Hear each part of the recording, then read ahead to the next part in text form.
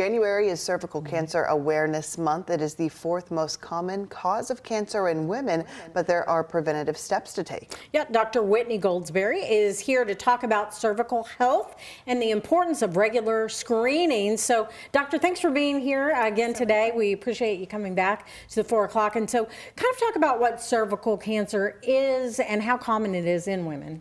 Yeah, so cervical cancer is a cancer that actually originates in the cervix, which is just the lowest most part of the uterus that's at the top of the vagina. So as you mentioned, cervical cancer is the fourth most common cancer globally for women. However, in the US, in 2025, there are expected to be over 13,000 new cervical cancer diagnoses. Wow. And over 4,000 women are expected to die from cervical cancer in the US this year. Is there a reason why there are more women that might be diagnosed with it than normal? Right. So here in the US, we actually have Pap screenings. Right. And since we started implementing those in the mid-1970s, we've actually reduced cervical cancer by over 1/2 because it's such a great screening and prevention for this type of cancer.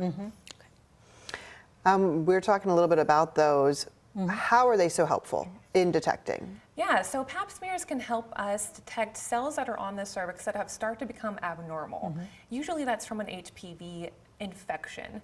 But the reason it's so important is because then we can determine whether or not they develop into precancer lesions, and we can intervene before they actually develop into a cancer. And in addition to that, with the HPV testing that it does, we have HPV vaccinations now that are super helpful in prevention and are approved for both males and females ages 9 to 45. Can you give us some guidance on Pap smear? At what age should women start doing this? Once you start, do you ever stop? Just a good reminder for people.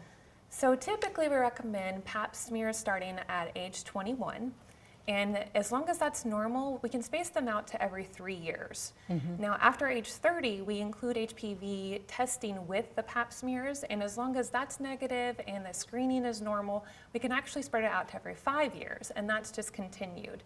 But if any of that is ever abnormal, we recommend regular screening with a gynecologist. What is treatment like for cervical cancer? So it really depends on how far advanced it is. If we can catch it very early, we can do surgery to help cure the cancer. But once it gets to kind of later stages, we might need radiation, chemotherapy, or even immunotherapy to treat it. All right, Dr. Goldsberry, thank you so much for coming on. We appreciate you. We were just saying we get to see her twice a year every year, and we always like that. Thank you so much. Appreciate it.